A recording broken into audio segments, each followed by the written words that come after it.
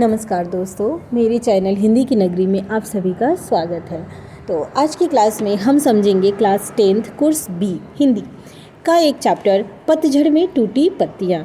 तो इस वीडियो में हम इस पाठ का जो पहला प्रसंग है गिन्नी का सोना, उसके बारे में समझेंगे, जिसके लेखक है रविंद्र केलकर जी। तो आइए वीडियो की शुरुआत करते हैं। लेखक ने प्रस्तुत पाठ गिन्नी का सोना जो है उसका पहला प्रसंग, जिसमें अपने लिए सुख साधन जुटाने वालों से नहीं बल्कि उन लोगों से परिचित करवाता है लेखक, जो इस संसार को सबके लिए जीने और रहने योग्य बनाए हुए हैं। ये पाठ का जो नाम है, शीर्षक है गिन्नी का सोना, यानी कि ऐसा सोना जब शुद्ध सोने में थोड़ा तांबा मिला देने से उसकी मजबूती बढ़ जाती है, उसका टिकाऊपन बढ़ जाता है ना। तो लेखक यहाँ पे ऐसे ही सोने या फिर ऐसे ही व्यक्ति के बारे में कहते हैं बात। लेखक कहते हैं कि शुद्ध जो सोना होता है, शुद्ध सोने में और सोने के सिक्के में बहुत अधिक फर्क हो जाता है। सोने के सिक्के में थोड़ा सा जब तांबा मिला दिया जाता है, जिस कारण उसकी चमक भी बढ़ जाती है और साथ ही साथ वो अधिक मजबूत भी हो जाता है ना। और औरतें अक्सर उन्हीं सोने के सिक्कों से के गहने भी बनवाती है ताकि वो टिकाऊ हो। ठीक है। लेखक फिर कहते हैं कि किसी व्यक्ति का जो उच्च चरित्र होता है, ठीक है, अगर किसी व्यक्ति का उच्च चरित्र शुद्ध सोने के बराबर होता है, शुद्ध सोने की तरह होता है, जिसमें किसी तरह की कोई मिलावट नहीं होती, तो कुछ ऐसे व्यक्ति भी होते हैं जो अपने चरित्र में तांबा अर्थात मिलावटी व्यवहार मिला देते हैं। उन्हीं लोगों को सभी लोग व्यवहारिक आदर्शवादी कहकर उनका गुणगान करते हैं। ठीक है, यानी कि जो शुद्ध सोने का होता है, जो ऐसा व्यक्ति होता है जिसमें किसी तरह की कोई मिलावट नहीं होती उसके व्यवहार में, लोग उनको छोड़कर जो थोड़ी बहुत मिलावटी व्यवहार दिखा देते हैं, लोग उन्हें व्यवहारिक और आदर्शवादी कहकर उनका गुणगान करते नहीं थकते।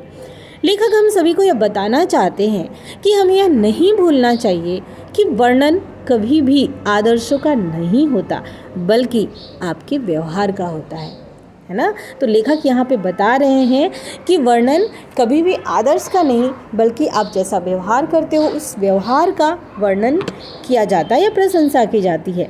कुछ लोग कहते हैं कि गांधी जी भी व्यवहारिक आदर्शवादियों में से एक थे। यदि गांधी जी अपने आदर्शों को महत्व नहीं देते तो पूरा देश उनके साथ हर समय कंधे से कंधा मिलाकर खड़ा ना होता। ठीक है। तो जो लोग केवल अपने व्यवहार पर ही ध्यान देते हैं, केवल वैज्ञानिक ढंग से ही सोचते हैं, वे व्यवहारवादी लोग कहे जाते हैं। तो यहाँ पे लेखक ने उन लोगों को व्यवहारवादी कहा है जो केवल अपने व्यवहार पर ध्यान देते हैं और वैज्ञानिक ढंग से ही सोचते हैं। और ये लोग हमेशा चौकन्ने रहते हैं कि कहीं इनसे कोई ऐसा काम ना हो जाए जिसके कारण इनको हानि उठानी पड़े। सबसे महत्वपूर्ण बात यह है कि खुद भी तरक्की करो और अपने साथ साथ दूसरों को भी आगे ले चलो। और यह काम हमेशा से ही आदर्शों को सबसे आगे रखने वाले लोगों ने किया है। तो इस तरह से लेखक हमें समझा रहे हैं कि ऐसा होना चाहिए कि आप खुद भी तरक्की करो और साथ साथ आप दूसरे को भी अपने साथ आगे बढ़ने का मौका दो, अपने साथ ले चलो। ठीक है।